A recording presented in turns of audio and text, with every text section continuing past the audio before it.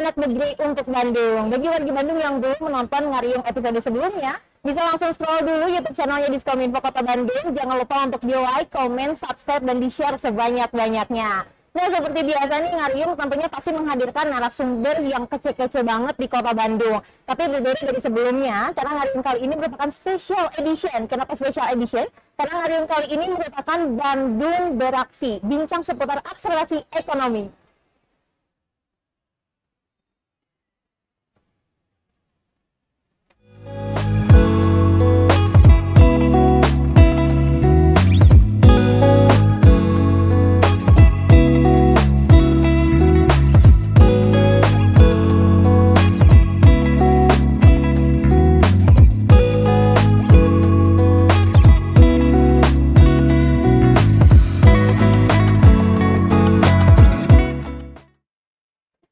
Wargi Bandung, sekarang kita memasuki segmen baru di Ngariung, yaitu Bandung Beraksi, bincang seputar akselerasi ekonomi. Karena kedepannya nanti kita akan terus membahas mengenai akselerasi ekonomi di Kota Bandung. Dan untuk hari ini Ngariung juga tetap spesial karena lagi ada tempatnya untuk venue-nya sendiri. Kita ada di Pasar Kreatif Kota Bandung, yaitu tepatnya di Trans Studio Mall Bandung. Dan untuk hari ini wardrobe yang Teh Adel pakai dari kerudung, baju, outer, semuanya supported by Klambiku. Nah, sekarang kita bakalan kenalan langsung dan ngobrol langsung sama narasumber kita hari ini.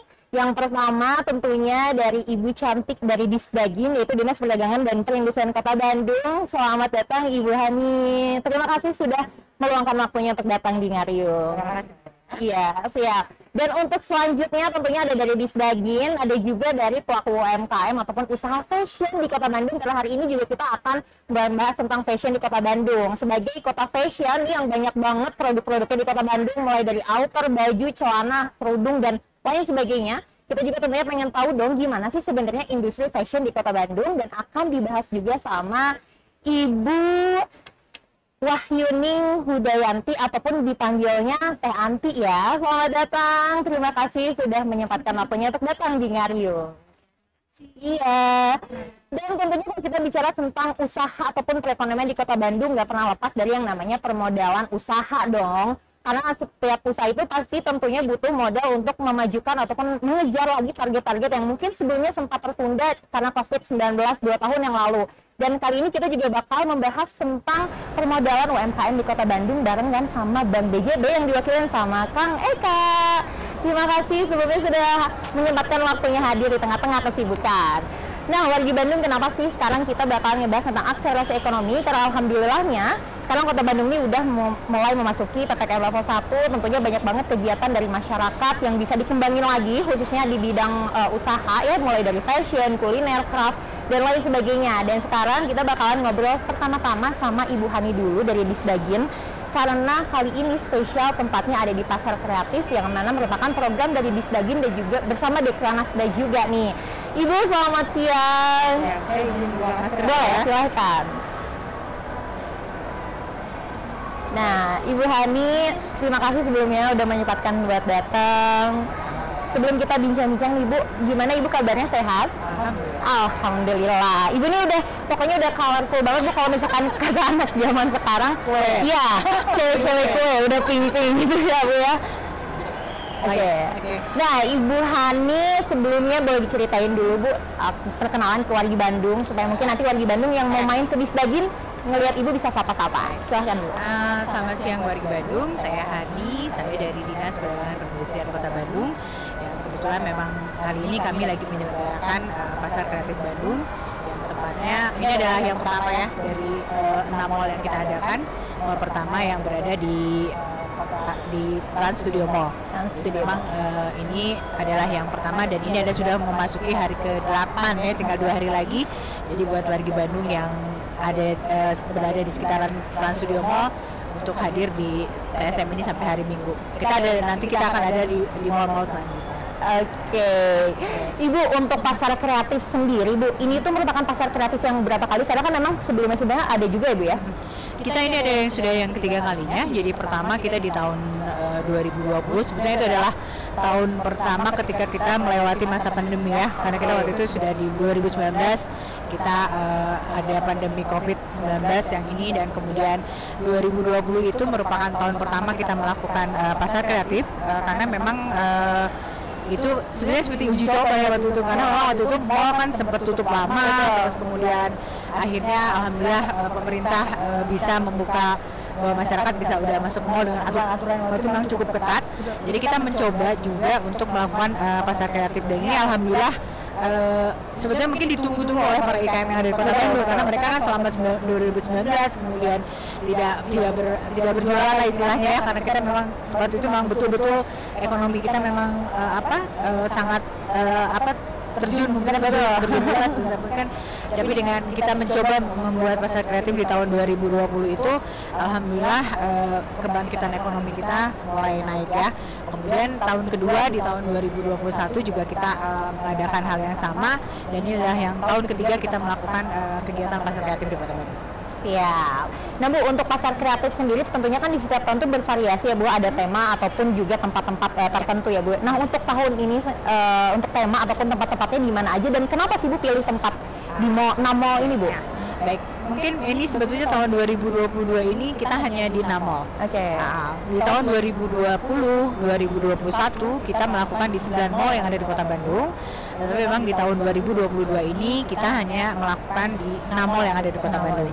Ya ingat memang kaitannya mungkin banyak sekali ya Mbak ya dengan anggaran dan sebagainya, sehingga kita tahun ini hanya bisa melakukan di 6 mall yang ada di Kota Bandung.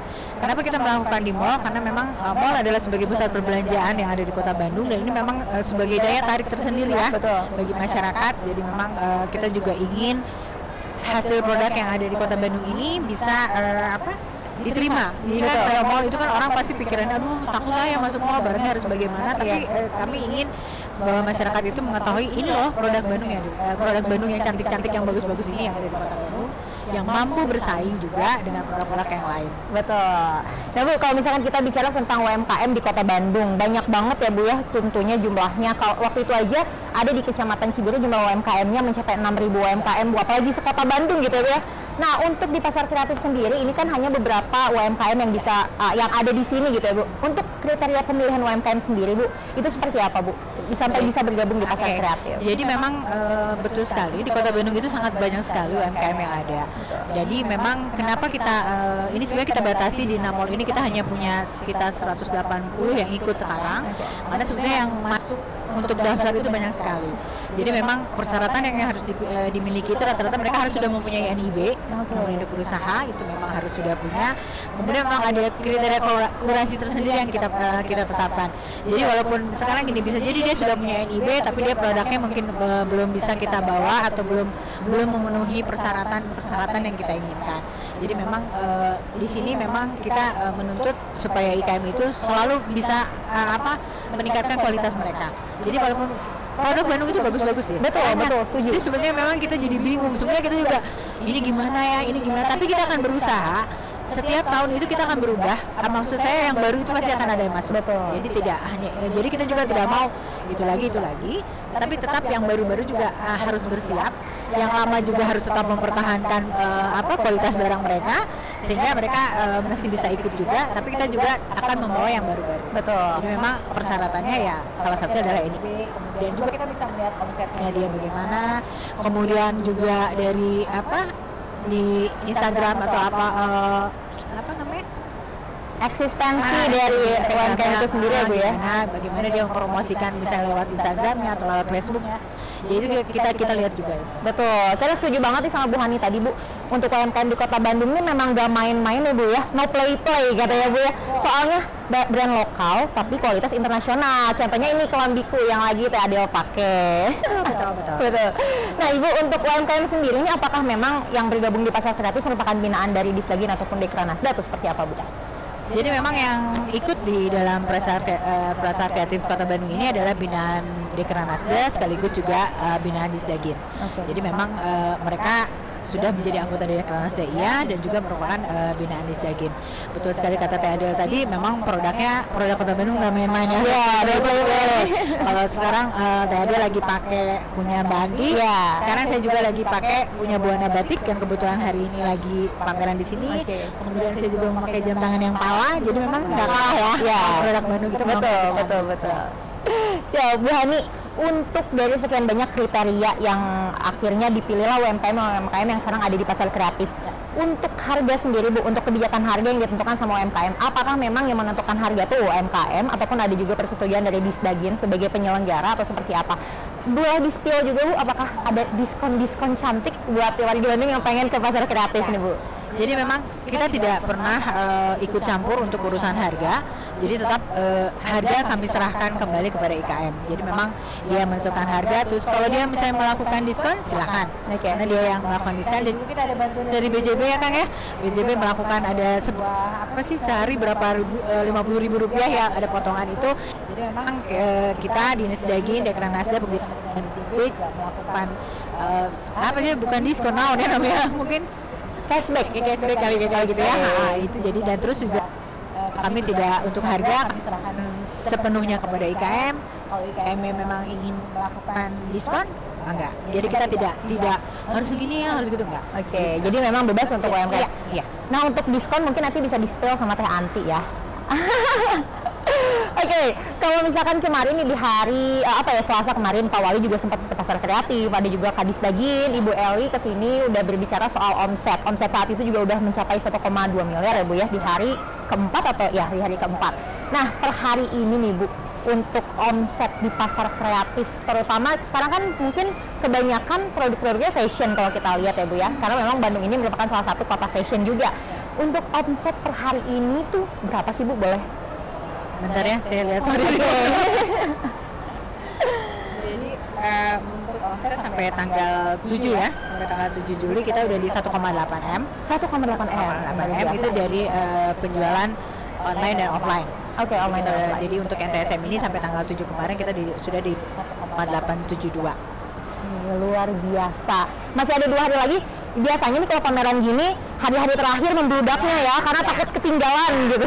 Kemudian juga nanti mungkin ya saya tidak tahu nih rekan-rekan IKM teman-teman yang Mbak Anti gimana, apakah ada last day biasanya iya betul. Kita nggak tahu, mudah-mudahan saja karena ini kita masih punya 2 hari lagi, Jumat, Sabtu, Minggu, 3 ya, berarti Jumat, Sabtu dan Minggu masih bisa berjualan. Dan saya juga berharap warga Kota Bandung untuk hadir di TSM ini untuk menyaksikan pasar kreatif yang ada. Tapi jangan lupa kita masih punya ada 5 mall. Masih ada 5 mall, nggak usah khawatir. Tapi apakah UMKM yang memang sudah bergabung sekarang di sini akan repeat untuk di mall selanjutnya atau berbeda? Ya. Jadi kita selama melakukan pasar kreatif dari bulan Juli sampai Agustus ini kita melakukan di 6 mall dan diisi dengan beda-beda IKM. Beda-beda IKM. Jadi saya rasa warga Bandung masih maksudnya tidak hanya di sini, bisa juga nanti kita sudah sekarang di Fastlink, kemudian nanti selanjutnya adalah di ada di Ciwok, di Pasal, di KIN dan di PPJ. Dan itu isinya berbeda-beda. Jadi buat warga Bandung yang kemarin mungkin sempat ke pasar kreatif dan juga udah ngeceng produk-produknya, jangan sampai ketinggalan karena nanti nggak akan ada lagi ya untuk di pasar kreatif. Nanti yang berbeda lagi, isinya beda lagi. Jadi, pokoknya yang sekarang lihat langsung beli, jangan dikeceng nanti lagi. Betul banget. Nah Ibu, mungkin ini menjadi pertanyaan terakhir juga buat Bu Hani sebelum kita berpindah sama Teh Anti gitu ya. Nah, untuk pasar kreatif ini udah ketiga kalinya. Untuk rencananya Bu tahun depan, apakah akan ada lagi pasar kreatif kah atau seperti apa? Insya Allah kita berusaha tahun depan kita akan melakukan kembali pasar kreatif Kota Bandung. Dan kalau dalam rencana masih tetap 6 mall, tapi mudah-mudahan kita masih bisa bertambah di 9 mall seperti awal. Oke, siap. Makasih banget Bu Hani. Jadi buat warga Bandung jangan lupa untuk mampir ke pasar kreatif karena produk-produk di setiap pasar kreatif akan berbeda-beda ya Bu ya. Siap. Terima kasih Ibu. Dan untuk selanjutnya mungkin sama Teh Anti ya.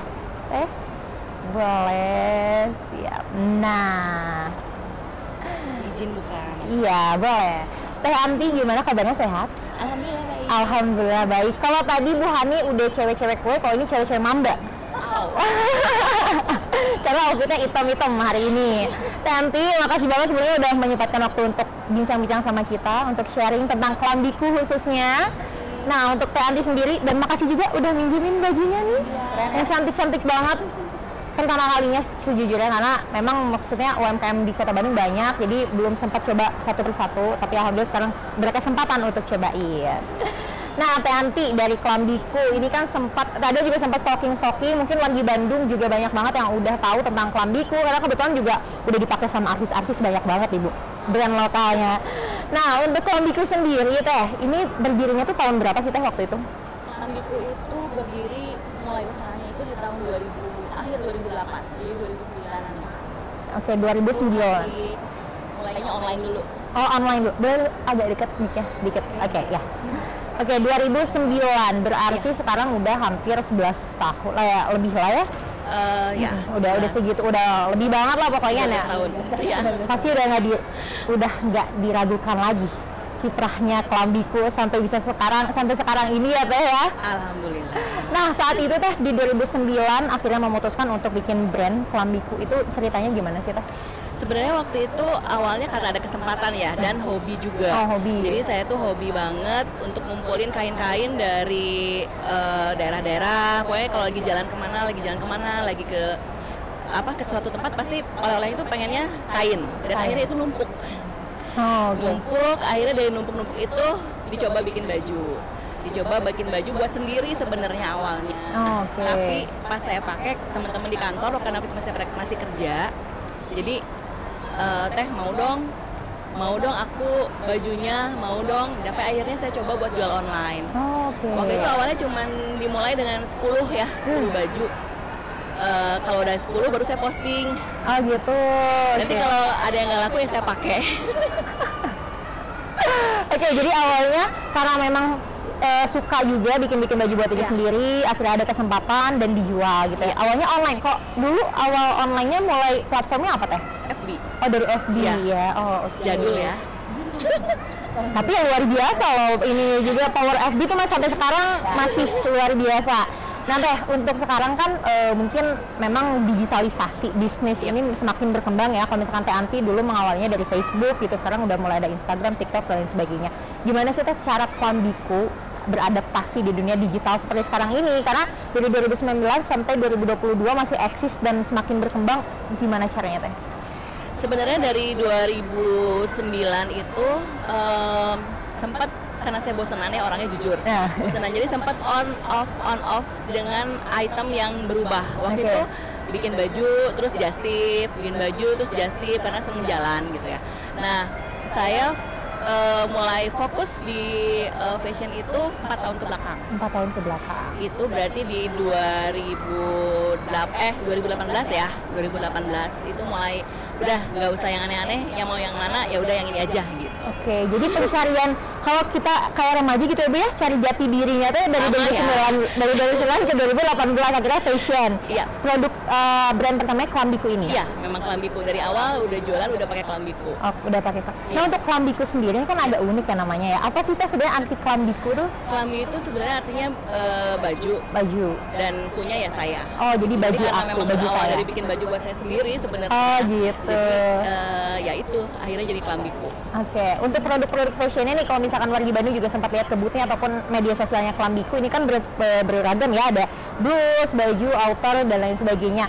Untuk produk-produknya sendiri tuh khususnya apa sih Teh? Apa ciri khas dari Klambiku sendiri? Sebenarnya ini pun ya, saya baru menyadari setelah ada orang yang bilang sama saya bahwa kekuatan Klambiku itu ada di outer. Oh, oke. Secara nggak sengaja saya tuh senangnya bikin outer, walaupun kalau outer ya ada dalemannya, ada celananya, tapi pada akhirnya ada orang yang sempat nanya sama saya, Teteh tahu nggak sih kelebihan dari Klambiku itu apa? Maksudnya yang beda dengan yang lain itu apa? Nah, apa sih? Karena waktu itu saya masih pendampingan ya, ada waktu program pendampingan UKM gitu. Terus coba deh Teteh, kalau kata saya outernya. Oh ya juga sih ya, setelah dipikir-pikir, dilihat-lihat, oh ya mungkin ya benar, ya udah berarti saya makin fokus lah ke outer itu. Jadi saya berusaha mengembangkan lebih detail lagi untuk outernya. Oke, jadi mungkin ini dari ceritanya Teh Anti bisa diambil makna bahwa bisnisnya jangan berhenti karena sekarang nggak laku akhirnya berhenti aja, enggak ya, itu dari 2009 ke 2018 berapa tahun? Betul. Teh, untuk ini nih selama berdiri sampai dengan sekarang, kan tadi fokusnya akhirnya ke outer nih. Apakah dari setiap produk yang Teteh ciptakan tuh ada makna ataupun value tersendiri untuk Teteh? Sebetulnya kalau Kelambiku itu punya beberapa tema untuk koleksinya. Kalau untuk yang Teteh pakai ini, yang Teteh pakai itu saya ambilnya dari kain Bali. Kebetulan waktu itu saya ada fashion show di Bali, dan itu adalah temanya tentang tresna, wastra, lan budaya. Jadi tresna itu cinta, kain dari budaya kita sendiri. Oke, jadi memang mostly produk-produknya dari Kelambiku ini memang mengangkat tentang budaya dan juga kearifan lokal ya Teh? Iya, betul. Oke. Teh, untuk dari Kelambiku sendiri nih dari tahun 2018 mungkinnya mulai fokusnya banget sampai dengan sekarang nih, ada inovasi lain nggak sih Teh yang akhirnya ditemukan di tengah jalan gitu? Sebetulnya gini Teh, kalau di saat kita lagi bikin sesuatu gitu ya, kadang kita kan pasti pengen cari sesuatu yang berbeda dengan yang lain. Betul. Mungkin kalau teman-teman yang kayak misalnya saya sebutkan saya kerudung gitu ya, pasti kan ada printing, apa itu lebih seru lagi gitu di situ. Nah kalau saya akhirnya saya mencoba gini, dengan gimana caranya dengan kain-kain wastra dari Nusantara ini bisa bikin sesuatu yang berbeda dengan yang lainnya. Itu sih sebenarnya dasarnya. Gitu. Okay. Jadi entah itu teknik menjahitnya, apakah itu mix and match-nya gitu. Oke, jadi Teh Anti ini mungkin juga mikirin banget ya detail-detail dari setiap produknya ya Teh ya. Nah untuk satu koleksi aja nih kayak gini, misalkan satu outer ini biasanya paling banyak produksi berapa banyak sih? 2, jadi benar-benar limited edition ya Teh? Iya. Wah, luar biasa. Masih pakai cinta kasih tangan penjahit gitu atau gimana Teh? Iya, kebetulan memang masih pakai jahitan, masih jahit sendiri sih. Oh, masih jahit. Bukan saya ya, tapi ada timnya. Oke. Karena ribet juga kalau jahit sendiri ya Teh. Iya, nggak bisa jualan, nggak bisa eksis Bu. Betul. Nah, Teh Anti mungkin di luar sana nih mulai banyak banget milenial yang baru mau mulai UMKM ataupun mulai berusaha nih Teh. Nah, mungkin bisa di-sharing Teh tips and trik saat itu Teh Anti mulai usaha, apa sih tips untuk pemula nih? Biar nggak berhenti di tengah jalan gitu Teh? Iya, siap. Saran dari saya harus dimulai dengan sesuatu yang kita suka. Oke. Jadi jangan sampai terpaksa. Betul. Dulu saya mulai karena memang saya suka sama kain Nusantara ya. Jadi disitulah kita mulainya. Gitu. Terus di saat misalnya ini kan fashion kan memang istilahnya fashion di Bandung itu benar-benar yang wah ini tuh saingannya tuh banyak banget ya. Nah kita harus mencoba mencari kita mau di mana kita fokusnya. Karena kita nggak bisa untuk ngeraih semuanya. Betul. Misalnya ada ibaratnya misalnya satu kue nih ya, kuenya gede, kita nggak bisa mengambil semua. Paling nggak kita mau ngambil bagian mananya nih? Apakah misalnya bagian baju anaknya, apakah misalnya baju untuk ABG, apakah yang seperti apa? Nah itu. Jadi kalau saran saya sih harus mulai lebih detail lagi mau kemana nih gitu. Oke. Nah itu mungkin untuk pemula, dan untuk tadi Teh Anti juga sempat mention juga persaingan di Kota Bandung fashion ini nggak akan ada habisnya, nggak akan ada matinya, makin banyak gitu ya. Nah untuk Kelambiku sendiri gimana sih cara mempertahankan eksistensi sampai dengan sekarang nih ya Teh? Iya, mungkin awalnya karena ya itu tadi hanya 2 ya, hanya 2, paling banyak 2 atau 3, kecuali memang ada pesanan untuk sekeluarga baru saya ini. Jadi saya tuh sangat menjaga kepuasan, kenyamanan dari pelanggan. Jadi saya nggak mau mereka itu sudah membeli dengan harga yang tidak, tapi banyak yang pakai gitu. Betul. Memang saya tujuannya memang pengen memuaskan itu. Jadi saya boleh dikatakan mungkin saya tahu secara karena memang terbatas jumlahnya. Jadi saya lumayan hafal lah. Oh ini yang di sini. Oh ini ibu yang ketemu di sini. Oh ini yang di sini. Oh gitu. Sejauh ini saya masih bisa handle gitu. Kecuali yang memang beli karena saya memang Kelambiku udah masuk di salah satu di Jakarta itu ya saya nggak tahu ya karena memang jaganya sama SPG. Jadi saya juga itu lepas berarti dari kita gitu. Cuma memang produknya tetap terbatas. Jadi saya tetap kirimnya juga dengan jumlah yang sangat dibatasi. Jadi benar-benar kualitasnya terjaga banget ya Teh ya untuk Kelambiku sendiri. Mudah-mudahan akan selalu gitu. Nah kalau misalkan dulu mulainya karena jahit sendiri, mungkin untuk modal awalnya saat itu memang sesuai dengan budget kah atau memang direncanakan budgetnya harus segini gitu Teh? Justru awalnya tuh nggak ada perhitungan budget karena memang si kainnya udah ada ya, karena dari kainnya udah ada yang udah dibeli secara nggak sengaja. Betul. Ini daripada numpuk, coba deh ini digabung yang ini digabung sama yang ini jadi satu. Jadi akhirnya yang diingetnya ongkos jahitnya. Sebenarnya ini si kainnya dulu belinya berapa ya gitu. Betul. Iya, itu awalnya tuh seperti itu. Jadi dikira-kira, nah gitu ya. Kalau kesini-sini ya karena memang udah khusus belanja untuk itu ya, sudah mulai belajar untuk lebih menata lagi untuk bagian-bagian itunya. Betul. Nah kalau mungkin modal awal waktu itu nggak dihitung ya Teh ya, tapi mungkin omset di pasar kreatif mungkin sama pasar kreatif boleh di-spill dong, mungkin bisa jadi juga apa ya, jadi motivasi buat para pelaku yang baru. Oh kalau misalkan kita tekun menjalankan usaha, omsetnya bisa sampai segini loh, boleh di. Alhamdulillah untuk pasar kreatif di TSM ini adalah kedua kalinya saya di TSM. Dulu pernah juga di TSM. Alhamdulillah sambutannya bagus ya dari konsumen di sini. Dengan keberagaman teman-teman yang ada di sini kayaknya semuanya juga merata. Betul. Alhamdulillah bagus semua omsetnya.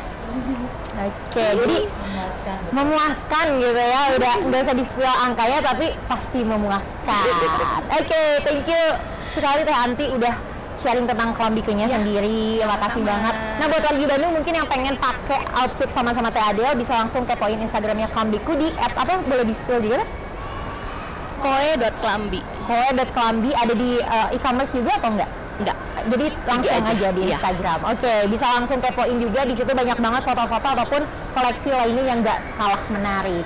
Nah kalau misalkan tadi nih Teh Anti untuk modal awal biasanya tadi nggak ngitung berapa karena memang untuk dipakai sendiri, tapi mungkin warga Bandung di luar sana pengen secara idealis gitu ya, pengen membangun bisnisnya, pengen ngitung juga berapa modalnya, pengeluarannya, ataupun menjadi HPP secara komplit gitu ya. Dan kali ini Teh Adel bakalan juga tanya-tanya sama Kang Eka nih. Kang Eka, terima kasih sudah datang ke Ngariung. Kang Eka, boleh kalau mau buka masker ya.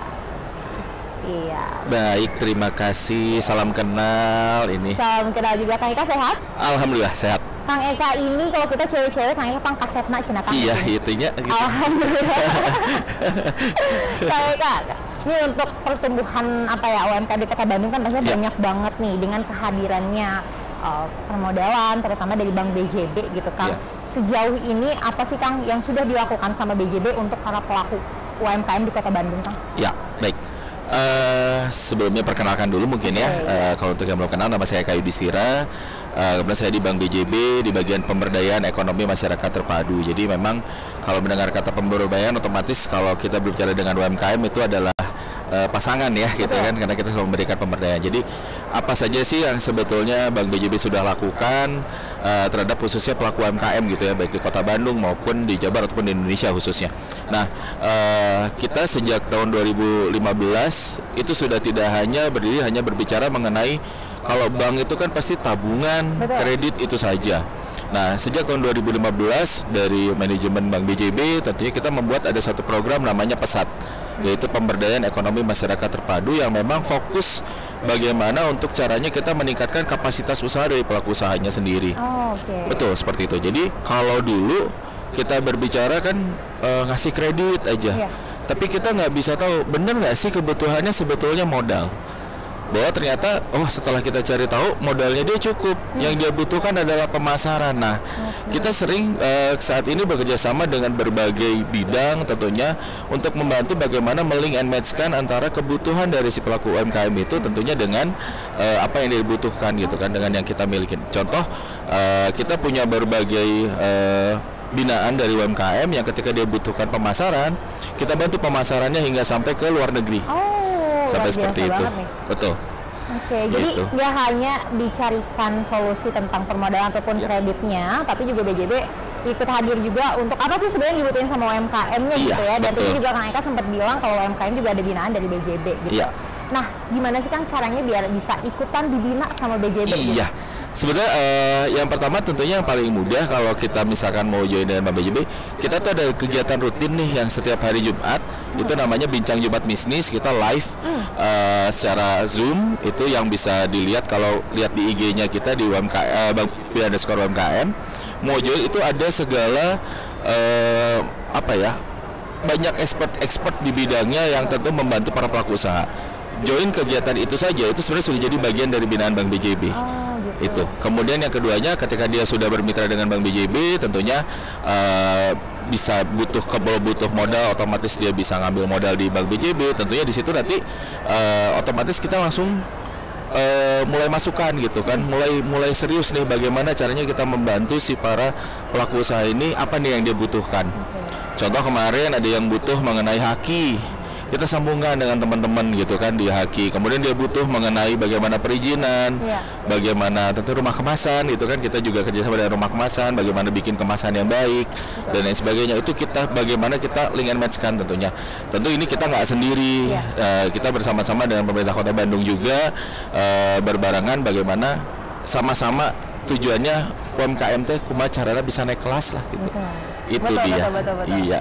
Karena bisa aja mungkin sekarang jadi UMKM, produknya juga masih kecil-kecilan, suatu saat nanti bisa jadi go internasional, kita nggak ada yang tahu. Mungkin bisa juga pergi ke Paris gitu, untuk fashion show, apalagi untuk produk fashion gitu ya. Betul.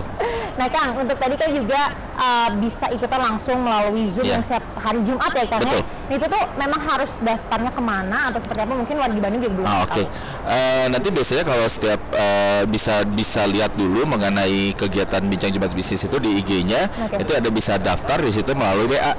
Tinggal klik WhatsApp aja atau klik link yang kita share, itu otomatis bisa langsung join. Gitu, open for public ya? Open for public gitu. Itu benar-benar open for public dan itu free. Untuk kegiatan itu betul-betul free gitu.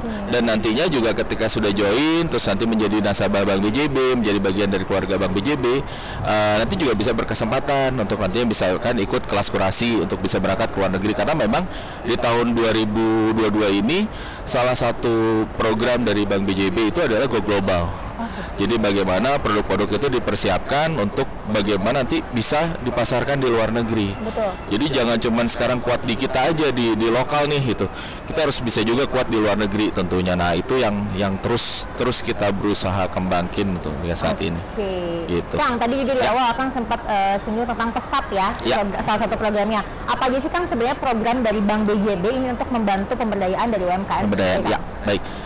Sebenarnya kita punya 3 besaran di situ. Yang pertama adalah pesat untuk kapasitas usaha. Jadi kita punya program-program pelatihan-pelatihan, expertise di bidangnya, karena kita punya beberapa trainer di dalam BJB sendiri yang memang dia sudah sertifikasi dari ILO untuk TOC, untuk Training of Consultant sebetulnya. Termasuk saya sendiri di situ. Jadi yang memang kita terjun ke pelaku-pelaku usaha, kira-kira apa nih yang dibutuhkan gitu kan sama mereka. Terus kemudian kita juga punya pesat wirausaha baru yang memang program ini tentunya bekerja sama juga dengan Pemprov Jawa Barat, bagaimana para wirausaha baru itu bisa kita angkat tentunya lewat program-program yang ada, termasuk UMKM Juara dan sebagainya. Kemudian nanti setelah itu kita juga punya pesat yang terakhir itu global bagaimana kita meningkatkan untuk dia berangkat ke luar negeri yang itu tadi melalui program kurasi. Kita bekerja sama dengan ada beberapa badan yang siap membantu bagaimana sih supaya dia lolos ketika dia ekspor ke luar negeri, karena kadang-kadang kan pertanyaannya cukup rumit loh kalau untuk berangkat ke luar negeri itu. Nggak sepele, kayak misalkan kita berbicara fashion, itu yang ditanya itu sampai bahan pewarnaannya pakai apa nih, ini kimianya apa nih, sampai sedetail itu. Sampai sedetail itu. Kita kayak kemarin yang sudah kita berangkat itu ada batik, kita ada tikar mendong, kita ada berbagai produk yang sudah kita berangkatkan keluar. Itu pertanyaan sampai sedetail itu. Bahkan ada beberapa item kalau di negara tertentu dia harus ditanya ketika ini jatuh atau terbuang ke alam, berapa lama dia bisa terurai. Itu sampai sedetail itu. Nah, di kita kan belum terbiasa ya dengan hal seperti itu, dan itu jadi tantangan buat kami sendiri di Bank BJB untuk bagaimana para pelaku usaha itu bisa paham terhadap hal tersebut, dan tentunya jangan lupa modalnya kalau bisa dari Bank BJB. Betul. Gitu. Nah, makanya karena modalnya dari Bank BJB, apa aja sih Kang program pinjaman mungkin untuk UMKM? Apakah ada program yang bunganya kecil untuk UMKM atau seperti apa Kang? Boleh. Sebenarnya kita punya program yang cukup bertahap ya, jadi kita kayak tangga yang semakin meningkat. Jadi kita untuk awal kita punya program namanya Mesra atau Masyarakat Ekonomi Sejahtera. Di sini memang dimulai untuk para pelaku usaha yang baru banget dia mau memulai usaha gitu kan. Jadi dia masih bingung, modalnya belum ada, dia belum punya istilahnya jaminan dan lain sebagainya. Kita punya Mesra. Mesra ini bunganya 0%. tanpa bunga. Jadi kebayang ya. Jadi untuk yang benar-benar buat mau memulai usaha itu ini adalah sesuatu pilihan gitu yang sangat baik, dan ini banyak juga digunakan gitu kan. Jadi yang dari tenaga-tenaga awal itu bisa pakai program mesra gitu. Kemudian yang kedua kita punya KUR.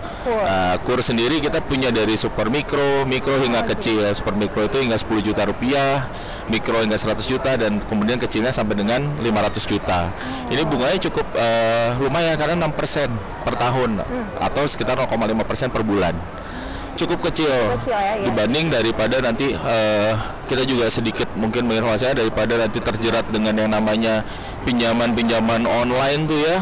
Itu kan bunganya cukup fantastis ya. Saya pernah dengar itu bunganya itu sebulan itu sampai 24,8%.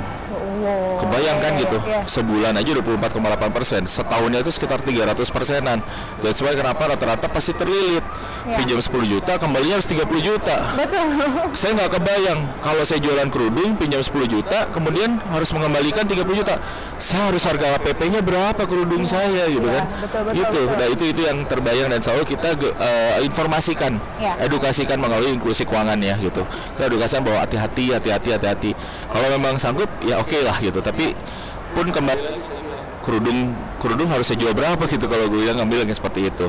Itu produk kita punya KUR. Kemudian nanti meningkat lagi dari KUR kita punya produk kita sendiri, ada KMU dan UKM. Itu dari 5 juta sampai dengan 2 miliar gitu. Jadi kalau udah kapasitasnya makin besar, itu juga kita akan naikkan gitu. Seperti itu. Mungkin itu dari sisi permodalannya nih Kang. Nah untuk sekarang kan apa-apa serba digital gitu ya Kang ya. Nah dari BJB sendiri ada nggak sih program digitalisasi untuk UMKM ini untuk membantu para pelaku UMKM meningkatkan kapasitas usahanya nih Kang? Ada. Jadi kita karena kemarin pada saat pandemi otomatis kan muncul yang namanya generasi mager ya. Orang malas buat pergi gitu. Malas buat datang gitu ya, mau jangankan untuk pergi jauh gitu. Untuk berapa meter aja pesan makanan aja pasti lewat handphone gitu. Udah malas. Jadi itu pun yang dikembangkan oleh Bank BJB. Bank BJB juga punya program-program, salah satunya kita punya di Sentra. Jadi BJB di Sentra itu bisa di-download secara gratis di Google Apps itu isinya mengenai segala materi-materi yang ada yang kita pasarkan di Bincang Jumat Bisnis tadi. Itu bisa di-download secara gratis kalau kelewat. Kemudian juga di sana ada program untuk konsultasi usaha. Jadi nanti kalau misalkan mau konsultasi nggak harus datang ke bank gitu, bisa juga dengan chat di dalam si aplikasi tersebut. Nanti ada beberapa expertise yang bisa menjawab mengenai kebutuhannya apa gitu di situ. Di situ juga kita bisa mau nanya-nanya dulu nih sebelum kita ngajuin kredit, nanya-nanya di situ dulu bisa kita ngobrol-ngobrol di situ dulu. Nah setelah itu ngajuin kreditnya gimana? Datang ke bank nggak usah.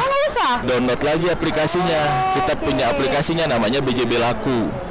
Gitu. Jadi benar-benar memfasilitasi buat kaum mager tapi pengen produktif juga gitu ya. Jadi nggak usah datang lagi bang. Tinggal download aja aplikasinya. Kita punya program namanya BJB Laku. Jadi di situ bisa cek termasuk cicilannya berapa, apanya itu ada. Terus kemudian produknya apa saja itu bisa. Nanti upload di situ, kebutuhannya apa saja dimasukkan, diinput di situ. Nanti biar Bank BJB nanti yang menjawab dan langsung datang ke lokasi usahanya. Gitu. Tapi untuk prosesnya berapa lama tuh Bang? Kita kalau dari input tuh biasanya kalau dari data kondisi lengkap kurang lebih sih 7 sampai 14 hari kerja udah cair sebetulnya. Dan bahkan bisa lebih cepat. Gitu. Kadang memang yang kita agak sulit itu tadi, kita juga makanya sering mengedukasi bagaimana lengkapi dong kewajiban-kewajibannya kayak NPWP-nya. KTP-nya jangan lupa harus ada, kakaknya juga komplit gitu kan, segala macam supaya apa? Memudahkan kita juga ketika kita butuh datanya. Betul. Gitu kadang-kadang ya itu tadi Bu, saya mah sering nemu, Pak kakaknya nggak ketemu, nggak tahu di mana, bingung ya gitu. Atau KTP tinggalin, sering Bu KTP mah sering, fotokopinya diambil, KTP-nya tinggalin. Itu yang kadang-kadang nggak akan ada ribet-ribet lagi ya untuk kreditur dan lain sebagainya ya Kang ya. Oke Kang, sampai dengan sejauh ini nih Kang, Akang sendiri kan bergelut di bidang pemberdayaan masyarakat, ekonomi masyarakat gitu ya Kang. Sudah ada berapa banyak sih UMKM yang dibina sama BJB? Kalau dibilang UMKM berapa udah ratusan ribu dan banyak yang udah kita bina sebetulnya. Kita sendiri kan punya perpanjangan tangan dari kantor pusat itu namanya Sentra UMKM. Nah, Sentra UMKM ini berada di titik-titik yang memang pusat-pusat pelaku usaha tentunya. Kita ada 5 titik yang pelaku sentra UMKM yang itu memang fokus untuk pembinaan tersebut. Itu sampai ke daerah-daerah, sampai ke desa-desa juga, sampai ke pelosok-pelosok. Itu kita lakuin gitu. Jadi ya kalau dibilang sudah berbagai banyak, wah banyak pisan. Nah, salah satunya juga hadir di sini itu ada jam tangan Pahala Nusantara nih seperti yang saya pakai ini. Itu juga merupakan binaan dari Bank BJB juga. Oh, samaan gitu. Ya sama Bu Hani iya. ya? Jadi itu merupakan binaan yang per kemarin juga alhamdulillah sudah resmi jadi official merchandise dari G20. Gitu. Jadi ya kebanggaan buat selain memang kita juga mengucapkan selamat pada Pahala, juga kebanggaan buat BJB juga gitu kan gitu. Gitu seperti itu. Nah mungkin kalau misalkan di sini ada kaum mager gitu ya, BJB mah nggak pernah mager untuk membantu UMKM gitu ya Kang ya. Betul. Siap. Hatur nuhun Kang Eka. Mungkin mudah-mudahan abis nonton ini banyak banget informasi yang disampaikan sama BJB. Nggak usah ribet-ribet datang ke bank, tinggal download aja aplikasinya. Bisa juga lihat melalui media sosialnya BJB. Bisa dilihat di Instagram kita ada di @bankbjb atau @bankbjb_UMKM. Jadi nggak ada alasan lagi untuk mager-mager memulai usaha, modalnya di mana, terus ngajuinnya juga susah. Dengan hadirnya BJB semuanya jadi mudah. Betul. Siap. Nah itu tadi perbincangan kita bareng-bareng nih sama Bu Hani dari Disdagin, Mbak Anti dari Kelambiku, dan juga Kang Eka dari BJB. Jadi buat warga Bandung mungkin yang mau jalan-jalan menikmati weekendnya besok hari Sabtu dengan hari Minggu bisa langsung datang ke Pasar Kreatif di Trans Studio Mall Bandung. Ini juga ada di atrium tengah-tengah. Jadi kalau misalkan warga Bandung beralasan untuk susah nyarinya, enggak, ini ada di tengah-tengah ya Bu ya. Ada di tengah. Udah buka sekarang Jumat ini di festival. Dipakai mic ya. Jadi hari Jumat ini juga kita sudah mulai buka di mall kedua. Jadi kita udah mulai di Festival Citylink. Festival Citylink. Dan tadi saya juga lupa menginformasikan bahwa di Pasar Kreatif Bandung ini tidak hanya fashion, tapi kita juga ada kuliner seperti yang ada di depan kita ini. Jadi kalau yang jadi saya lupa ini ada kuliner ini yang bisa dinikmati juga. Tiap mall akan berbeda. Dan mereka yang ingin ikut dalam pasar kreatif dari kuliner, dia harus sudah memiliki sertifikasi yang kita tetapkan. Jadi dia minimal sudah punya sertifikat halal, udah ada nutrition fact-nya juga. Kemudian kalau sudah punya HKI itu lebih bagus lagi. Nah mungkin di Festival Citylink nanti juga kita bakalan ketemu lagi nih bincang-bincang dengan narasumber yang berbeda tentunya. Nanti juga kita akan ngebahas tentang halal, karena memang halal ini khusus untuk bidang-bidang kuliner ya Bu ya. Nanti juga kita akan kupas tuntas juga tentang hal itu. Nah Bu Ani, makasih banget sebelumnya buat juga Teh Anti sama Kang Eka udah menyempatkan waktunya untuk hadir di Ngariung kali ini. Semoga semua informasi yang disampaikan bermanfaat insya Allah ya. Amin. Nah warga Bandung itu tadi perbincangan Teh Adel mengenai akselerasi ekonomi di Kota Bandung. Mudah-mudahan dengan adanya program ini dan juga adanya pasar kreatif bisa membantu akselerasi ataupun percepatan ekonomi di Kota Bandung, sehingga kita bisa memulai lagi ataupun bisa perekonomian di Kota Bandung bisa normal seperti sedia kala. Oke, untuk itu Teh Adel pamit undur diri. Terima kasih, dan Teh Adel juga mengingatkan warga Bandung untuk bantu juga like, comment, subscribe, dan juga share sebanyak-banyaknya ke warga Bandung sekalian, supaya informasi yang disampaikan hari ini bisa bermanfaat untuk semuanya. Untuk itu sampai jumpa di Ngariung episode selanjutnya.